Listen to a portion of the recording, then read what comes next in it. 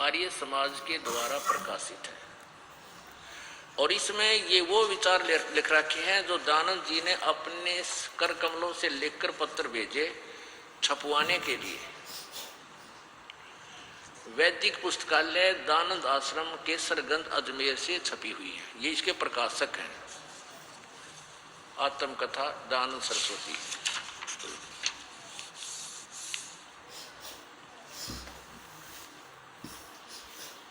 उन्नीस 1999 में इसका प्रथम संस्करण छपा है केसरगंज से।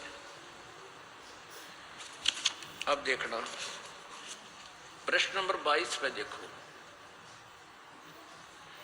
आत्मकथा। तत्पश्चात जिस वस्तु की खोज में था उसके अर्थ आगे को चल दिया और आसूद सुदी 2 संवत 1913 यानी सन 1856, ये सन 1856 में तो भांग पिए पड़ा था। आगे देखो को दुर्गा कुंड के मंदिर पर जो चांडाल गढ़ में है पहुंचा, वहां 10 दिन व्यतीत किए। वहां मैंने चावल खाने सर्वथा छोड़ दिए और केवल दूध पर अपना निर्वाह करके दिन रात योग विद्या के अध्ययन और अभ्यास में तत्पर रहा। दुर्भाग्यवश वहां मुझे बड़ा दोष लग गया, अर्थात भांग पीने का स्वभाव हो गया। सो कई बार उसके प्रभाव से मैं सर्वथा बेसुध हो जाया करता, यानी बेहोश हो जाता था। अब पुण्यात्माओं इसका विज्ञान कितनी थ्योरी देखो, कितना इसके वचन देखो, क्या बोल रहा है ये कि मैंने दूध पीना चावल खाने तक छोड़ दिए, दूध पी के और योग अभ्यास के और अध्ययन में लीन रहता था। चावल तक खाने छोड़ दिए और भांग पीने लग गया। अब पुण्यात्मा भांग पी का आदमी और वो चाहे कितना कट लाग जाए, आसन पदम लगाया करते ये आसन पदम आप ला लो इस अभ्यास करके और बैठ जाते, और भांग का पी कर मार कर उठा और बैठ जाता, चाहे गर्मी लागो चाहे सर्दी, कितना पड़ा रो भांगी ने के मेरा कित पड़ा है तो ये लोग तो न सोचते महाराज जी भाई साहब ने बैठा था वो सुबह अभी तक ध्यान लग रहा छड़ी हो ना इसने, जब भांग उतर ले जब उठाओ और तो न सोचो बड़ा कसूता साधक भाई अरे डोए डले। अब देखो आप पहले शराब पीते थे या बीड़ी पीते थे या कोई भी व्यसन करते थे, मांस खाते थे, इस दास के पास आते हो, ये सबसे पहले दास आपको कहता है ये बुराई जिंदगी में छोड़नी नहीं है। यदि आप नाम लेकर के ये व्यसन करोगे तो आपका नाम खंडित हो जाएगा, नाम नहीं रहेगा, भक्ति साधना समाप्त हो जाएगी। यही नियम है प्रभु का। और ये तो साधना काल में पिया था, ये तो साधना काल में पिया करता है। और तो फिर साधना काल में जो अड़ंगा करे है बकवाद करे है तो किसा योगी है किसा भगत से हो। अब इसलिए इसने सत्यार प्रकाश लिखा ही भांग पीते पीते। अब इनके बारे में बहुत सी कुछ दंत कथा सुनाते हैं। कहते हैं सन 1857 के स्वतंत्रता युद्ध में महर्षि दानंद का बड़ा योगदान था। रट जो 1856 में बाद आसुद में तो भांग पिए पड़ा था, भांग का पीण लग गया था यो। और इन्हीं की जीवनी में लिखा है कि 3 वर्ष सन 1856, 57, 58 में इसका न्यों बेरा था कि अंडरग्राउंड हो गया जब ये झगड़ा था हुआ। इन्हीं के विधान में लिखा, दास अपनी तरफ से नहीं बताता, देखिएगा, क्योंकि इस नकली ऋषि का भंडा फोड़े बिना इससे मन हटे नहीं आपका। और जब तक इससे मन नहीं हटेगा आप अपने यथार्थ ज्ञान को समझ नहीं सकोगे। ये देखिएगा, एक पुस्तक है ये नव जागरण के प्रोधा दानंद सरस्वती,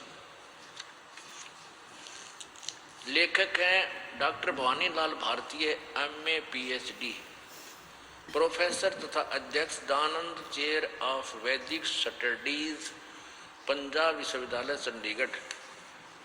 कहाँ से प्रकाशक कौन है? वैदिक पुस्तकालय, परोपकारिणी सभा, दानंद आश्रम, अजमेर।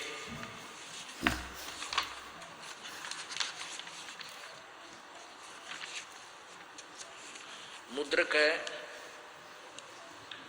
सतीश चंद्र शुक्ल, प्रबंधक वैदिक मंत्रालय अजमेर। अब यहां देखो, इसके 38 पृष्ठ पे